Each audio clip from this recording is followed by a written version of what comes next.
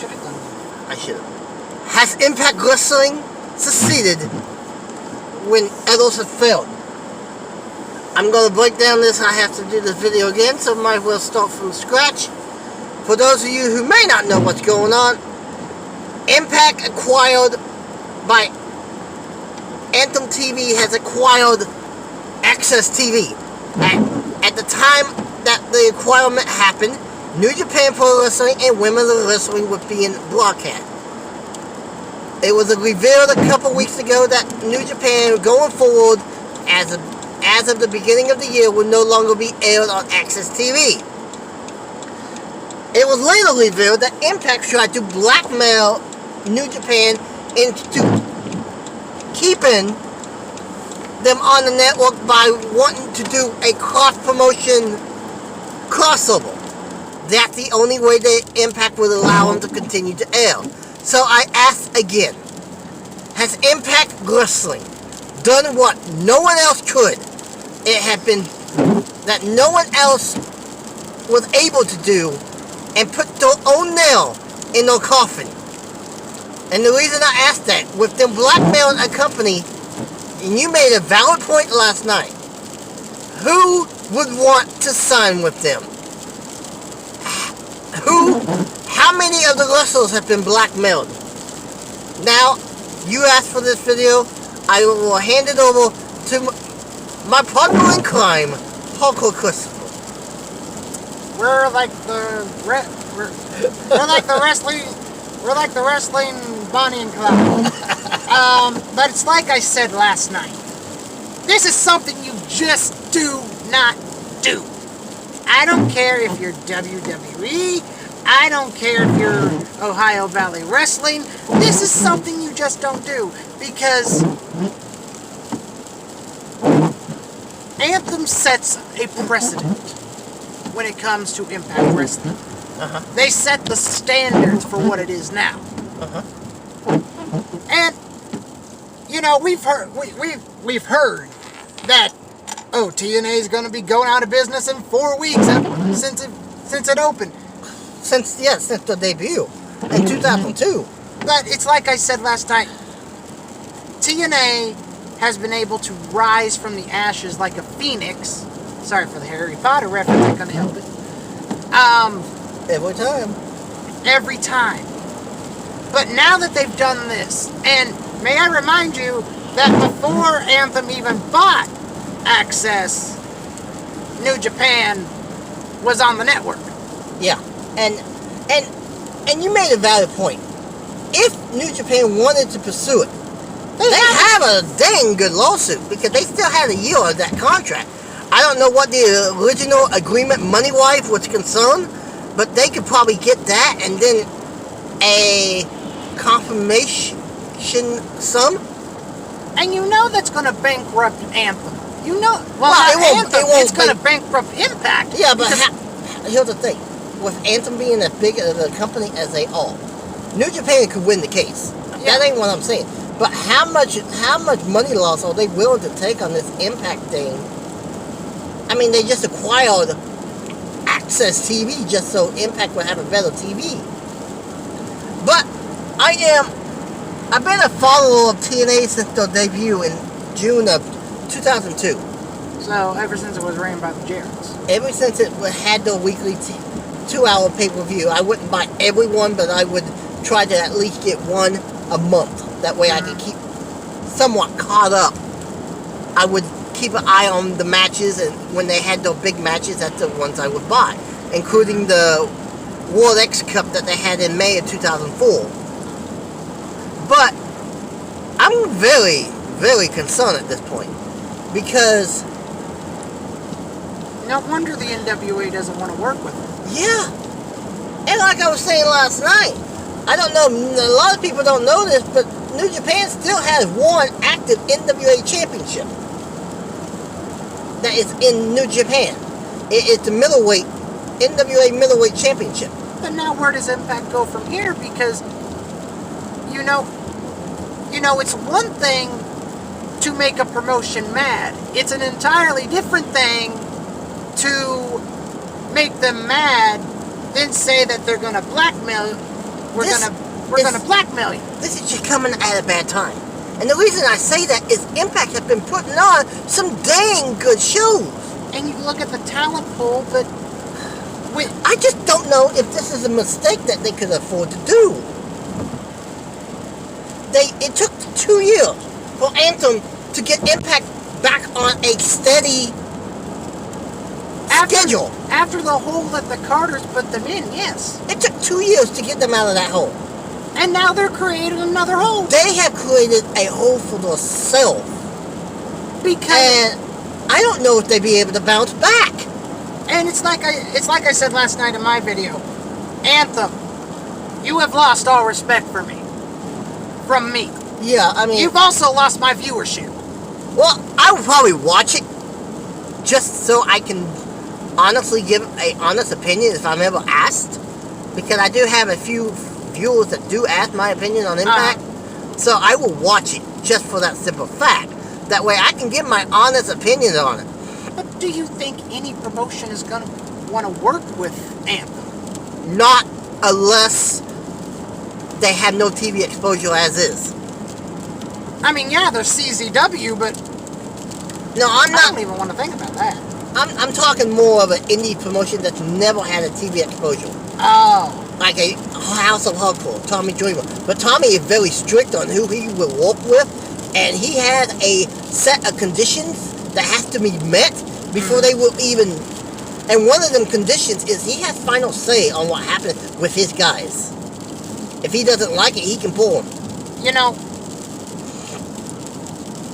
He does that as a way to protect his boys and women. When you look at Impact's talent pool, it's hands down. It's hands down. I mean, you have Tessa, whose contract is coming up.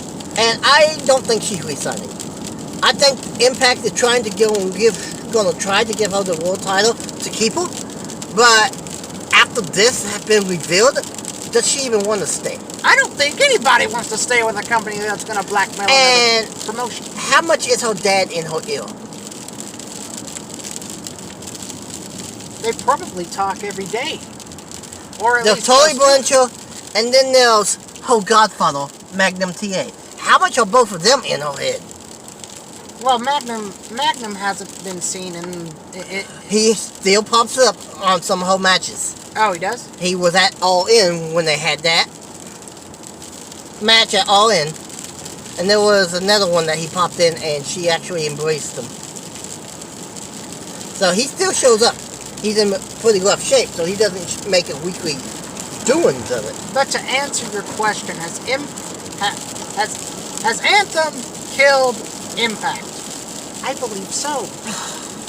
Because whether we like it or not, Impact, before they were known as Impact, before they were known as Global Force Wrestling, TNA had a good working relationship with New Japan. And the reason New Japan will not agree to a crossover before the blackmail situation happened, the whole reason was because, I guess, in 2007, TNA used Okada as a jobber. And Okada is now their main guy. One of their main guys. But Okada wasn't that relatively known in 2007. I don't know. In the States, not. In the States, not at all. Not at all. In Japan, I don't know what year he debuted. I don't know if TNA was right for using him as a jobber because he was just a rookie in Japan and they felt like he was, at the time, what Japan called the Young Lions, basically the ring crew, or if he was actually already starting to walk main event schedules and Japan felt like they didn't protect Okada. And if that's the case, then they have a beef. But that was with the Carter Empire. So into that regard, New Japan needs to let it go because we're not under the Carter regime anymore. The Carters own nothing of it. Yes. Jarrett owns more than the Carters. Yes, but you and I both know Japan has a long memory, apparently. Well, apparently so does the NWA, because Billy Corgan flat out said that it's not Billy that refuses. It's the vice president. Well, isn't he the owner? Billy is the owner, but the vice president has just as much say-so. Okay, well, because Billy gave him the control. well, the NWA has flat out said we will work with anybody. We will work with anybody except for Impact, and that's because. Well, Anthem swooped in and bought it out from underneath Billy. And a lot of people think don't matter what company he would have bought, he was still going to buy the NWA and just have that TV contract to build off of. But there's just been so much turmoil in the last previous years. I mean, Jarrett was with him. Jarrett wasn't. Global Force. Jarrett still owns 3%. He still has a minor majority. So that means if Anthem wants to sell, they have to go to Jarrett to get. No, they can sell their portion right now, but Jarrett doesn't have to sell his 3% unless he absolutely wants to. Because, just like Memphis was Jarrett's baby. I'm gonna call TNA the redheaded stepchild.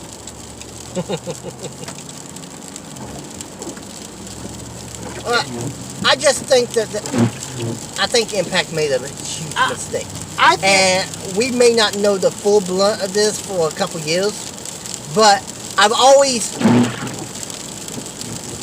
got onto anyone that ever said Impact was going out of business. Me and Hurricane of Funk had a few back and forth dilemmas. I'm not going to say we flat out fought about it, but I actually commented on one of his posts and I said, whatever. But is that when he was saying Eric Bischoff is buying that WWE? But at this point, now that this has happened, now that this has been revealed, could Hurricane of Funk finally get that fact as reality? The thing is, any wrestling promoter, you have to have good. That's what made the territory so great. They had connections in every territory. Mm-hmm. Well, now, I don't care who you are. I don't care if you're an indie promoter. You're going to look at this company and you're going to say... It's going to be blackballed from working with anyone. Yeah. I have a sad feeling. Anthem may be forced to sell to someone else just so Impact can get back on the road. And like I said last night, if that is the case, and Anthem has to sell, and Cody can swoop in, they could use that network as just let them continue to have all the old TNA stuff on now, and use it to start putting no stuff on. Because at this point, anyone that buys them will probably put them on the shelf. Yeah. And honestly, the sad thing is, I wouldn't blame them at this point. They did it to themselves. I don't want to see them go out of business. But at this point,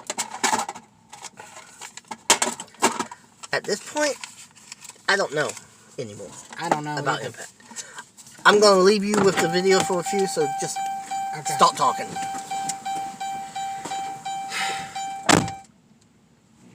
Impact.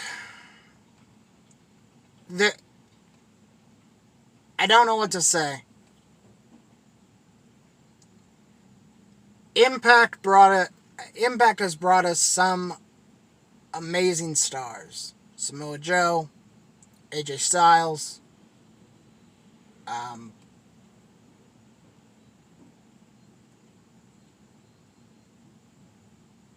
Christopher Daniels, Elix Skipper,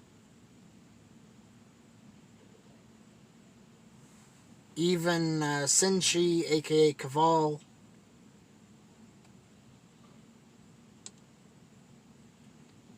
I don't understand what would possess the owner of a network to do this. I mean, it's not like you see any other wrestling organization today doing this. And that's what's sad. Because the once TNA, the once great Total Nonstop Action, Global Force Wrestling, Impact Wrestling, It's all gone up in smoke now. And with that, Wrestling for Fans is back. Okay, what did I miss? Nothing. What were you chatting about? Still on the Impact situation. Okay. I think we're going to end the Impact situation. How's that? Okay. So, MLW, let's talk a little business about that. It was announced that there should be some major news development.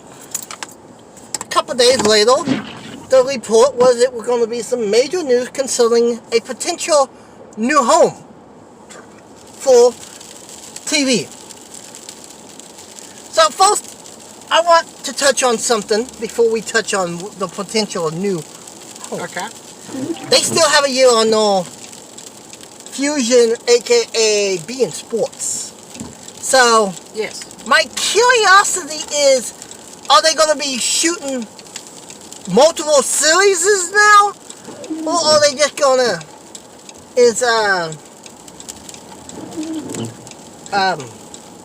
the new home and being going to be showing the same thing at the same time? Just different, maybe different time schedules and different days. So, your thought on that before I break this bombshell? I don't think that MLW is going to be doing multiple shows. That does not make any sense. At least from my standpoint. Well, they are trying to launch a women's division, which at that point would give them 5 championships. Hang on, let's make sure I'm right here. We got the world title.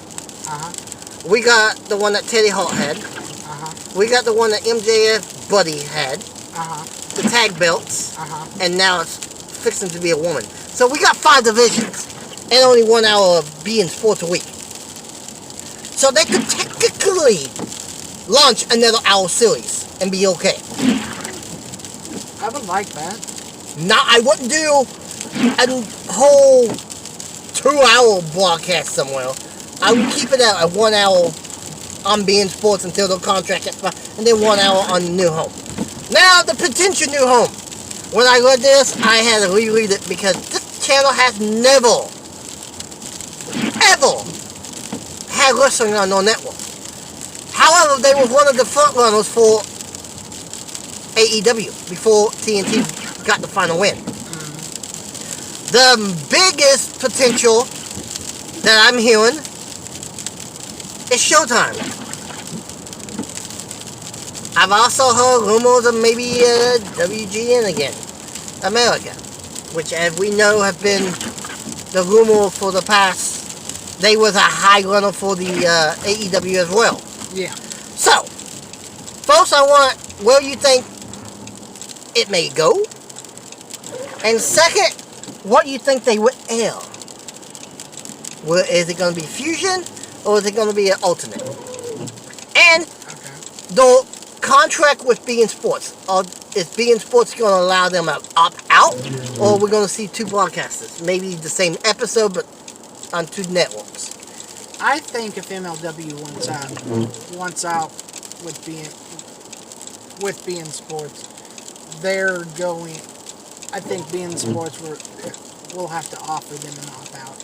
Well, MLW could afford to pay a opt out probably, but beIN Sports they ain't that big, anyways. It would not be in no benefit to try to fight it because they would lose. Because MLW could fight it.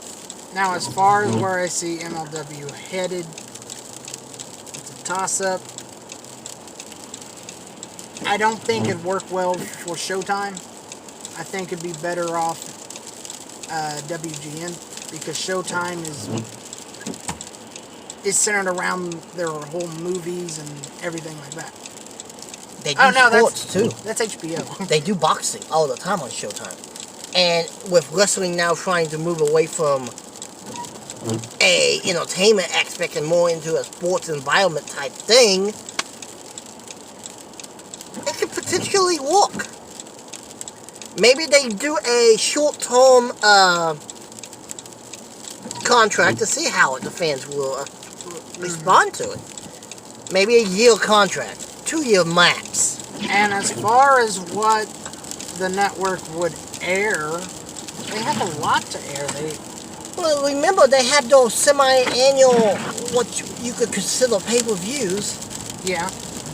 And actually, they aired one as a pay-per-view. I expected the announcement. Well, no, next one would be, but nothing ever came out. Maybe that's what Showtime's going to be airing. The big events once a month. Which I'll be okay with that. Because, of course, to get Showtime, you have to pay the upper package to get it. And if you have satellite, that's like $13 more a month. So I'm not paying no $13 more dollars. Oh, I probably would, but it's gonna have to be something that really, really catches my fancy before I would. So let's switch gears. There wasn't much to talk MLW. Let's talk AEW. Cody Rhodes was interviewed after the possibility of a cage match. I think that cage match is gonna go down. They wouldn't have teased it, I don't think, without it. Yeah. Even though Arn Anderson was genius on this past week and go, who made MJF God? When he said, we got to talk about this, folks. So, the cage match. Cody was asked what the cage would look like. Well, one thing was made quite clear. In Cody's eyes, it's not a cage match unless you lower the cage from the top of the ceiling. So, like WWE does. So, he's going to be hanging in the cage. But, at that point, that's pretty much all the information that he let slip. Okay. So, now it's time to do a little guesswork. Okay. What do you see the cage looking like? I could see it. I could see it being the color of their initials. That would be something unique. Because we've always had either the chain link fence, which it was silver. Yeah. We've done the black cages. We've had a couple blue cages that had them We've even balls. had red cages now. Yeah, thanks to the Fiend. I think it's going to be unique. Whatever it is. It's going to be different, I think. You're going to know it's an AEW cage match. Now, how do you feel about DDP being on TNT in a 6-man tag? I think this is going to be a test to see how well he can do. And I think Cody was smart by booking it. They were smart by booking it this way, folks, because he really have not had a one-on-one match in years. So I think they want to see how well he's going to be able to handle a match. Mm-hmm. And it's going to be a good tell to see how much he is actually in the ring itself. But with that, that's all the news we got till we meet again. Keep it 2020. Keep it hardcore, everyone.